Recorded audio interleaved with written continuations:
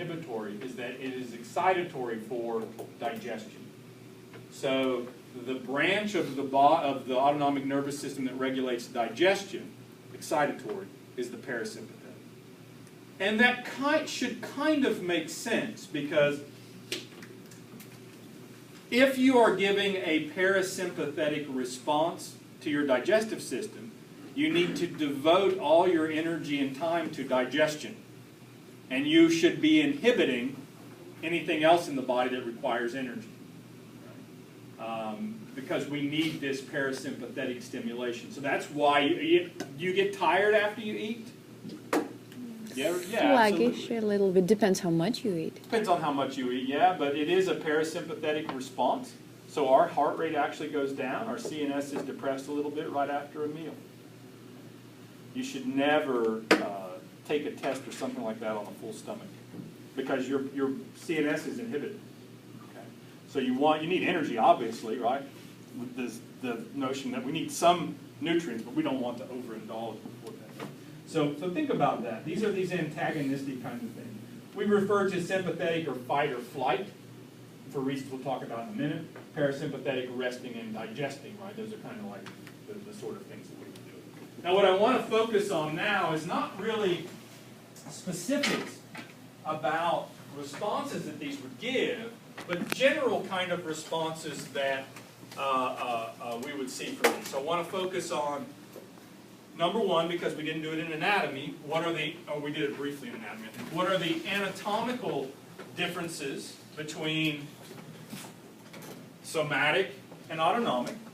And then within autonomic, what's the anatomical differences between sympathetic and parasympathetic? Then I want to look at the physiology. What are the physiological differences between somatic and autonomic? And then within autonomic, what are the physiological differences between sympathetic and parasympathetic? When we say physiological differences, all you got to remember is the neurotransmitters are different and the receptors are different. That's the physiology of the nervous system here.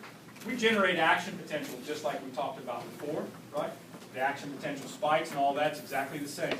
It's what makes the physiology different is what neurotransmitters are released.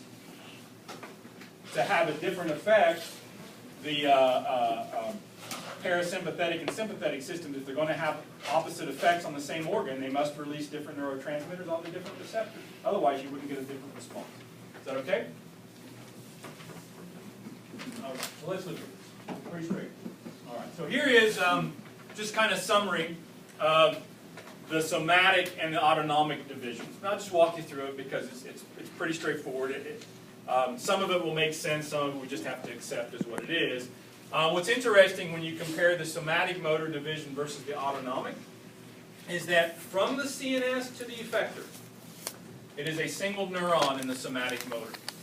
So that means that in the ventral horn of my spinal cord, there is a cell body of a multipolar motor neuron, and that axon leaves my spinal cord and goes all the way to a skeletal muscle. And as we mentioned in anatomy, that skeletal muscle can be all the way down to my big toe. Okay? Unlike the autonomic nervous system, let's say I'm controlling my bladder, right? There are two neurons there. So there is a neuron that leaves the spinal cord, and then there is a synapse out in the body, and then there is another neuron that goes to the effector. So if we look at it this way, we'll see a picture in a minute, but with the somatic nervous system, I'll do that. You have the CNS here. It is one neuron to the effector. If you look at the autonomic nervous system here, the autonomic nervous system, here's our central nervous system here. There's a neuron that comes here. Uh-oh. Now there is a synapse here, and then there is another neuron that comes out here to the effector. Okay. So one neuron pathway, a two neuron pathway. This right here means that we now have a collection of neuron cell bodies outside of the central nervous system. And the definition, or what we call structures that have neuron cell bodies outside the CNS, is called a ganglion. So are there ganglia in the somatic motor output? No. Are there ganglia in the autonomic? Absolutely. So this is what we mean when we say a one neuron pathway and a two neuron pathway. So in the somatic branch, there is going to be a single neurotransmitter released right here. But in the autonomic branch, there's got to be two different neurotransmitters. There's a neurotransmitter on receptors here and a neurotransmitter on receptors here. If we look at the targets, we already did this before. The targets for the somatic motor are skeletal muscle. So this effector right here is skeletal muscle. These effects are smooth muscle, cardiac muscle, exocrine, and endocrine glands. You can just think things I don't have control over, things I do have control over. Okay? What's the neurotransmitter released from? Axon terminals. Obviously, axon terminals. Here, axon terminals as well. But sometimes these, and this doesn't really matter, but sometimes these somatic, you see where it says a varicosity is a swollen area. Sometimes these axons do this, which is kind of weird.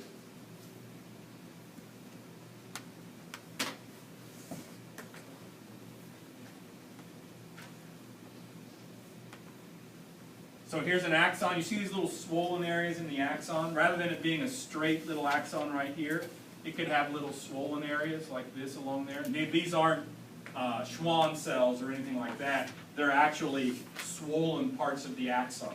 And guess what's in here? Little vesicles with neurotransmitters. And so these varicosities, that's what these are here. These varicosities can release the neurotransmitter in addition to that. What's the mechanism? They release it exactly the same. So what I just said was these also have to have those voltage-gated calcium channels, right? You got to get calcium influx to trigger that docking protein binding and release of the neurotransmitter. That would mean then that the targets must be all along that. We tend to see this in glands and smooth muscle, where the neuron actually runs along the entire smooth muscle or gland.